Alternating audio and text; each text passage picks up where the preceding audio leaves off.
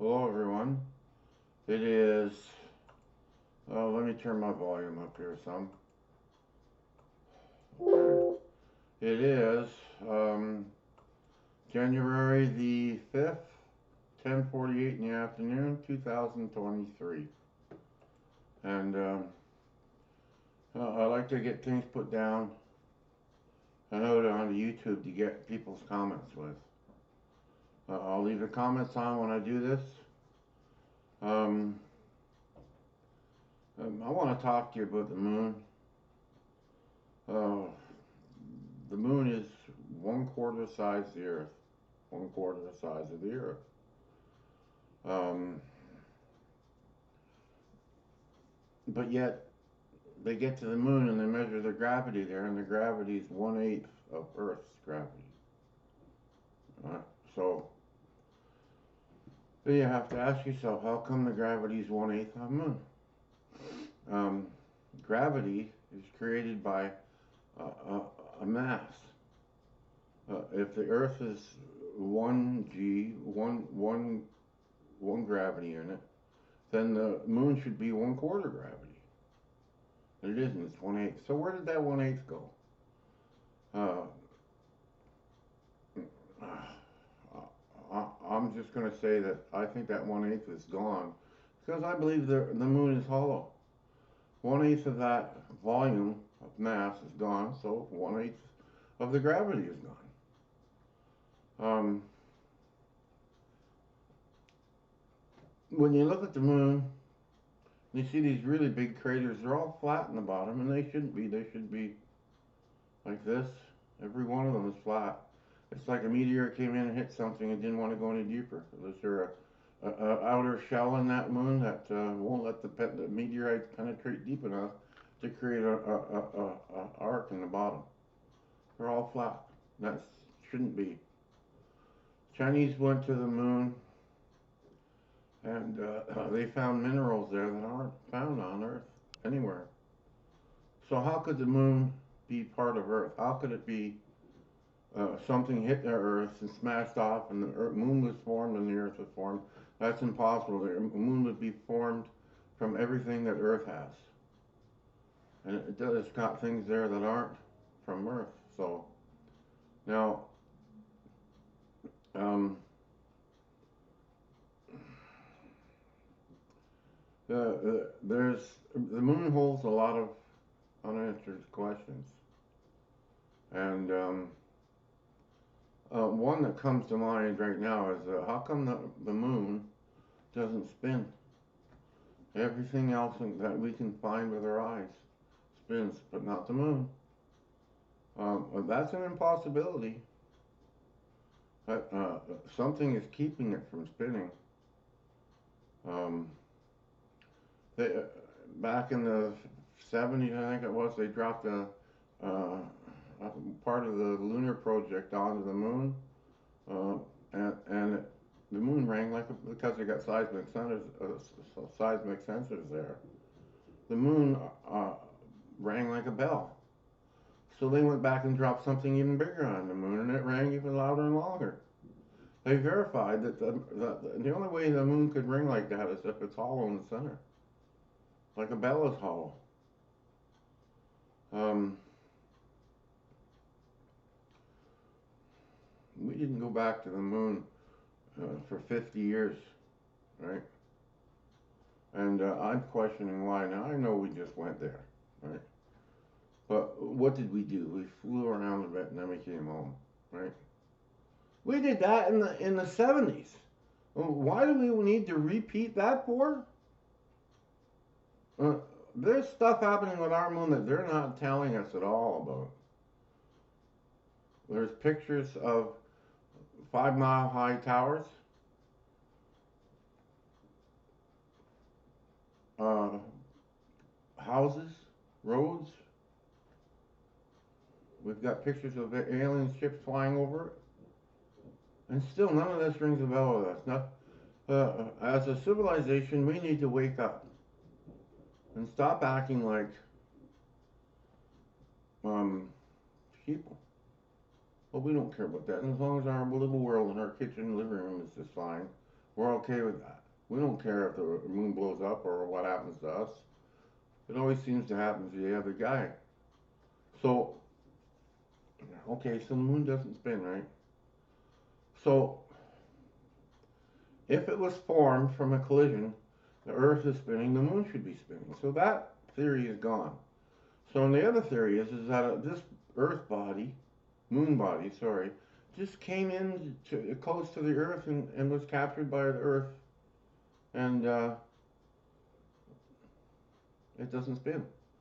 Well, which is a lie because anything coming in towards the moon, I mean the Earth, say the moon was coming in towards the Earth, it doesn't automatically just stop. The Earth's gravity is going to pull that moon right into the Earth. No more life. There'd be no life here on this planet. So once an object starts in motion, it tends to stay in motion unless something stops it. And so what stopped the moon from actually colliding with the Earth? It didn't. The moon did not hit the Earth. So you have to ask yourself, uh, is that a spaceship? A spaceship station, right? Where they move this thing into orbit around someplace and they live on it there. See, that makes a lot of sense because if there was life forms living on the moon, they would need access to certain things. And that's Earth. That's why they keep coming to Earth for that, to get access to say their food or their chemicals or their machinery or whatever else they need. They come to Earth, they get it. They know how to come to Earth so that we don't see them. And I just think that there's, as the public, that there's so much that we're not being told about that they're laughing at us now. I'll just tell them anything, they'll believe it. Right? Seeing pictures from the moon that are painted out, blacked out, they're obviously blacked out. Why would they black that out? There's stuff there that we're not being told. We better start waking up as a race and demanding certain things from the people who we hire to do the job. And if they don't give it to us, we need to expel them.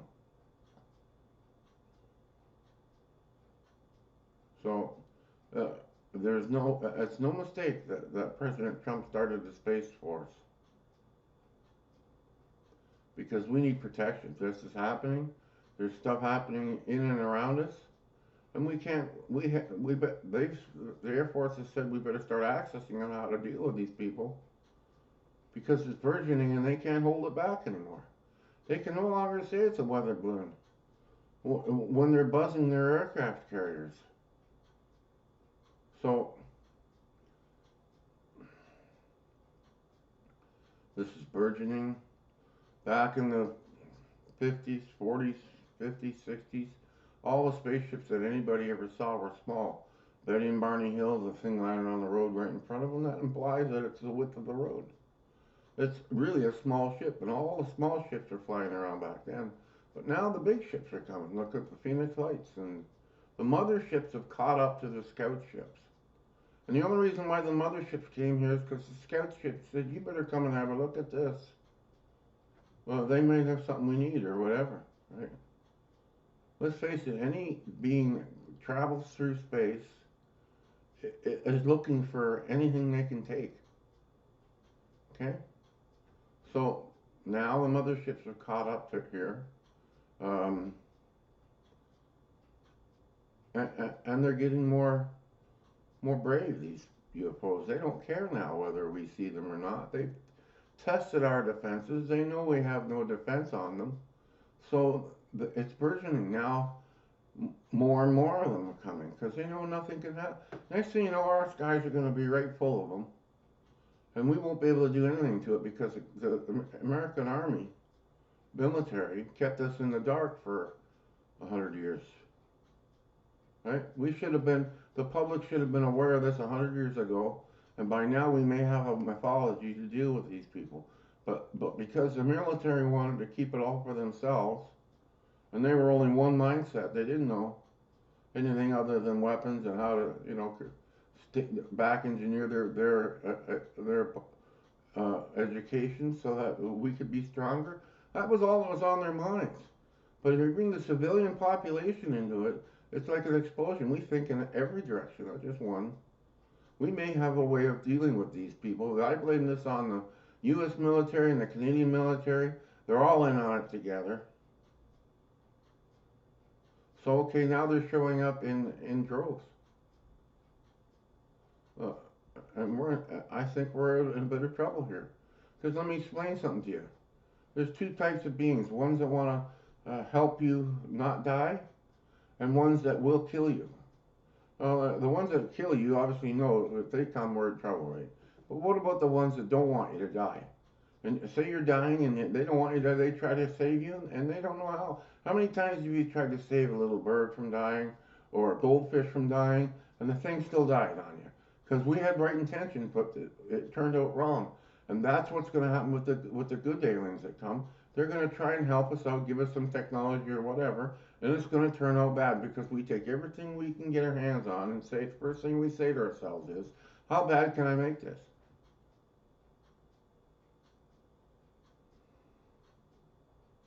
There's no way they're going to come and land on the Earth and say, hey, we're here. But we kill and shoot everything. We're always in a war. We got a major war going on right now on this planet between Russia and Yugoslavia. They know full well if they land here, the first thing we're going to do is shoot on them. So they don't land. This decision's not theirs, it's ours. We're the ones telling them, you come down here, we're going to do something nasty to you. They've been taking cows. But what you don't know is they've been taking people as well. People come up missing with their eyes guards out and their privates gone, and just like the cows.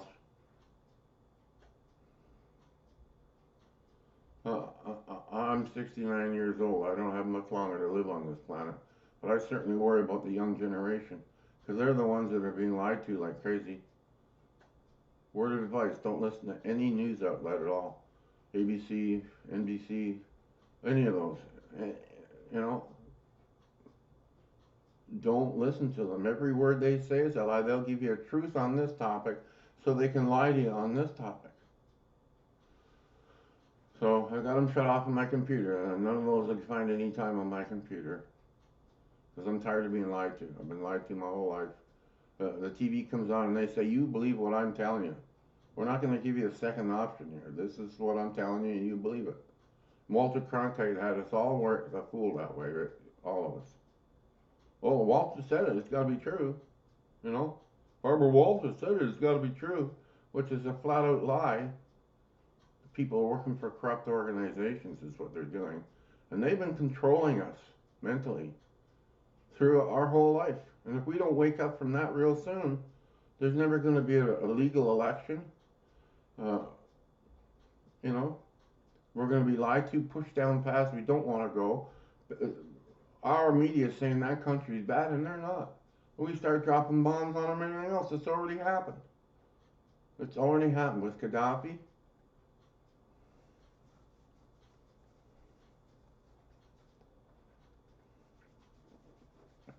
The moon, I think, is a key player in all of this.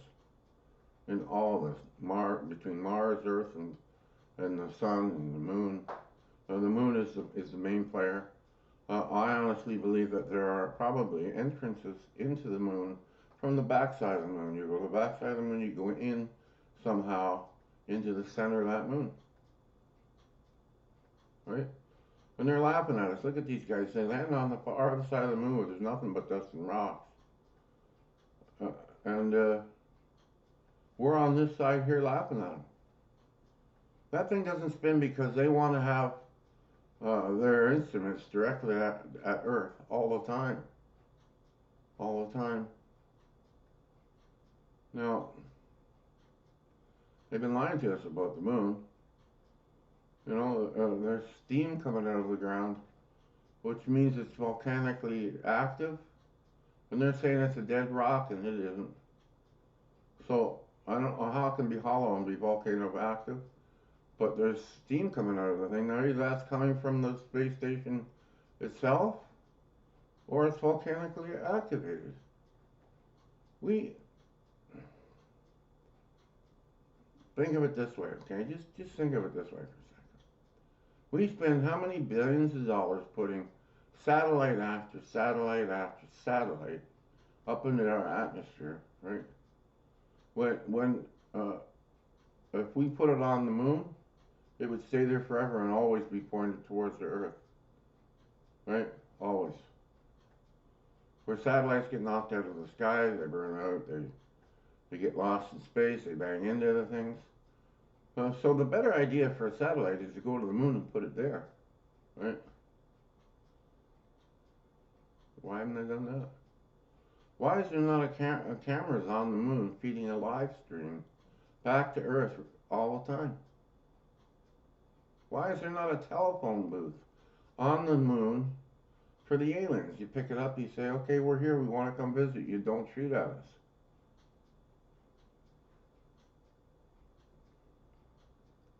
We don't make the attempt. They're just going to come in and take what they want one day. Okay, I've been taken by aliens my whole life. That's why I know they're here. Okay, and one time they took me, and I've been taken so many times that I was awake this time. And I asked them, I said, well, what are you guys doing here? I'm sort of in a mad mood. You keep taking me and I don't get any answers. And they said that Earth is out the end of one of these spiraling arms in our solar system, right? And to jump, we use this as a jumping off spot to the next solar system. Because he says, you know, when you're in the suburbs, you don't, in your car, you don't floor it, you're going to hit something. You wait till you get to the highway and you floor it, or you know you're safe to get going. And this is what they do. They want to launch from Earth to the next galaxy because they know once they floor it from here, they're not going to hit anything. Now, they get the water here, they fix their bases here somewhere on this planet, under the water or in the Antarctic, I don't know. But they fix their ships here. They pick up people, it's like a bus stop. They pick up aliens and say, well, I'm going over there, I'll take you over there, and this kind of thing, right, is all happening. This is what they told me.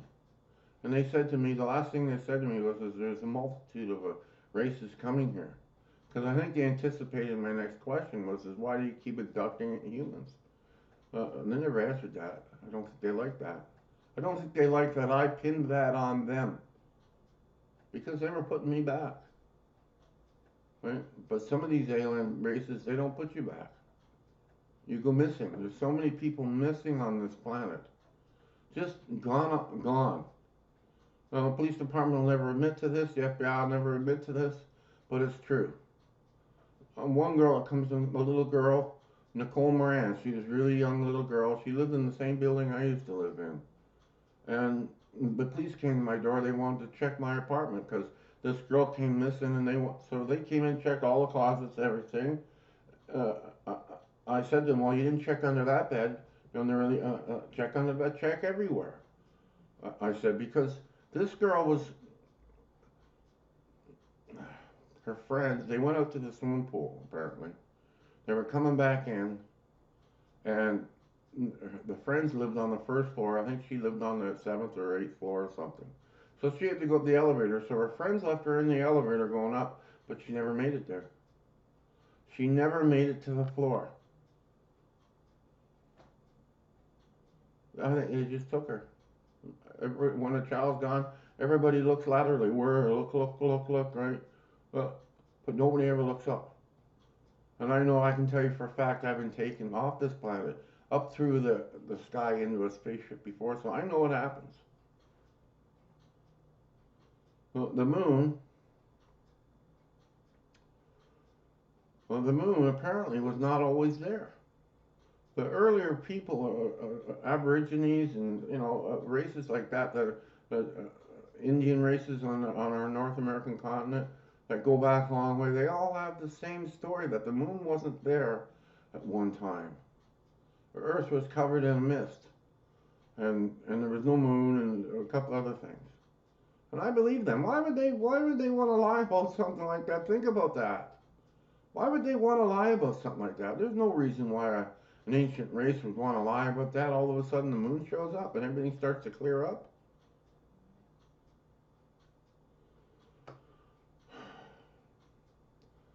Uh, the aliens have been dealing with our government for a while, long time. And our government's been lying to us for a long time. They're saying to themselves two reasons why they don't tell us. Number one, if they keep the knowledge for themselves, they get much smarter. We stay at the same level we are. In other words, that gap between where we are and where they are gets wider and wider. And we're going to create a two-tier system here, where it's the sheeple, which is us, and not being educated on the new data. Uh, and then the second thing is uh, uh, not only is it going to create like a second civilization, right? But that puts us in trouble. We're under now. It's a dictatorship because we got to do what they say. Where did our freedom go? So I'm very concerned about this. I think we've been heavily lied to for our whole existence. And let me tell you one last thing. If you don't think that aliens know everybody on Earth and given each one of us a number and knows how to get us whenever they want to, then you're fooling yourself. I was doing over 100 miles an hour in a car one day and they still snatched me. They took me and my car. If they want you, and I think virtually everybody gets taken at some point in their life. That's what I think. And so, there's a lot of us. We may be food or whatever. I don't know.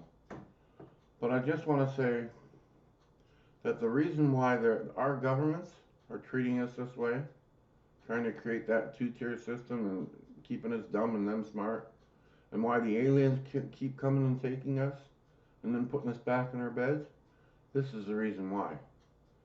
Back in the knights in shining armor days, you go to the museum, you see their armor is only about 4 foot tall.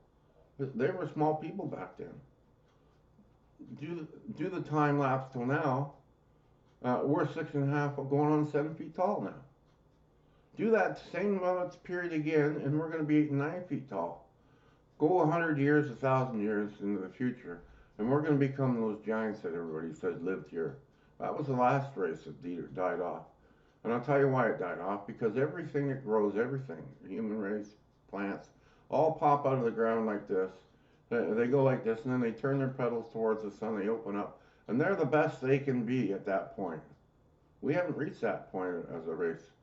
Then it withers and dies and goes away. And that happens after we've reached a certain pinnacle of our life. So when we get there, they're not going to be able to control us, the governments, because we'll have mental telepathy, we'll be able to move objects, we'll be able to astral travel anywhere, there'll be no more secrets, we'll be able to read minds, I think.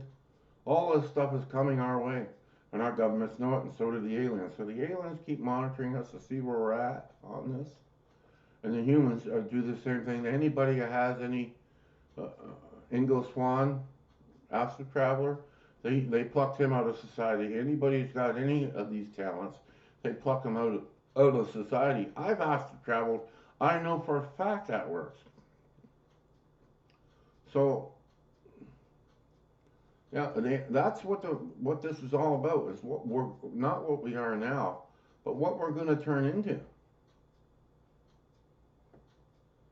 And I think the moon is a base for a lot of these aliens. There's bases on Earth. But let's face it, if you're on Earth, you do run the risk of either being spotted or walked up upon somehow, some way, somehow, fluky way. But on the moon, you're going to have privacy there. So I think the main body of the aliens are on the moon, and they just send ships to Earth to get what they need and come back. They don't wipe us out because they need the food that we make, they need the screwdrivers we make, they need the machinery we make to keep them going. I wouldn't doubt if we were placed here, put here, educated in that manner to do this for these people. Well, we don't get nothing out of it. We gotta fight for a loaf of bread here on Earth and keep a roof over our head. There are literally billions and billions of dollars being stolen from you and I for this, and we get nothing out of it. The International Space Station, okay? It was put up there to do tests, scientific tests, to better the livelihood of man. Have you seen anything come from the space station that's going to help us in any way? They've been doing tests up there for how long? 10 years? Don't tell me they haven't learned anything, because I'll call you a liar. They've learned stuff, but they've kept it to try to make that distance between the civilization and the new people, new order, widen. More knowledge, widen that gap. You can't have enough. That gap's gonna. If these people are happy, just you know, going to work every day and dying at the end of your life, and that's it, then we'll keep making this border between where we are and where they are wider and wider. They get smarter. We don't get any smarter. We're being lied to. The moon is got some pretty obvious facts there that everybody should be looking at. And I'm disappointed in my race. I'm the kind of guy that when I see something, anything at all that's funny or odd, I'm all over it. Other people just say, oh, that's odd, and they walk and go the other way. Right? Any intelligent species that comes to a planet like ours where there's, civilization there and that, has what I call a beam. Now I call it a beam, but it's not. It's like not like a flashlight beam where you can actually see the beam. But I know what's happening, and I know when I get hit by this. And what it does is this. What they use this thing for is this. If you're driving down the road and you look out the side window and you see a spaceship falling in the sky, and you got beamed, you quickly forget about that spaceship and worry about your destination and how to get there, and if we got gas and are we going to be, you forget about that. So a lot of people are being beamed and they don't realize that they've been taken even. They're put back in their car and they don't think about that. They worry about where they're going. You can fight this, but what you have to do is realize, hey, I saw a spaceship. They're probably beaming me, and now I'm going to concentrate on that spaceship and nothing else. It's like a dial for them. If they turn it up so far, that's okay for you. Turn it up more, then you start to become a problem. Like you're punched out groggy, and if they turn it more, it can even kill you. So, but you fight against this. They don't know the state of your mind in you. All they know is the level is they got this thing turned on. So, when you see something, realize you're getting beamed. Concentrate on what you're seeing. Forget about where you're going, and only concentrate. This is why people forget to go and get their camera, because they're being beamed and they're going, well, I don't know why I didn't get my camera. I just, There's so much happening with the moon and with aliens around our planet, and we're just literally being lied to, and it puts us all at risk. Now, I heard something on YouTube today that it was an insider that knew a lot about this UFO stuff, and he says not only are the aliens hovering over our nuclear facilities, but they've turned off weapons that we can't turn back on. In other words, they're disarming us. So,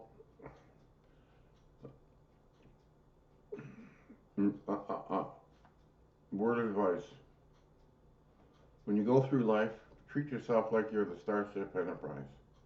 Your long-range sensors on full and leave them there. And check out virtually everything. Now, if you're a wimp and you can't take this stuff, don't bother. Because you're going to find stuff that'll make you... it's going to question how brave you are. Oh, yeah. So, stay healthy. Be smart. And then fight back against the powers that be. But we got two enemies, the aliens and our own governments. We need to change that. Have a good day, everyone. Bye-bye.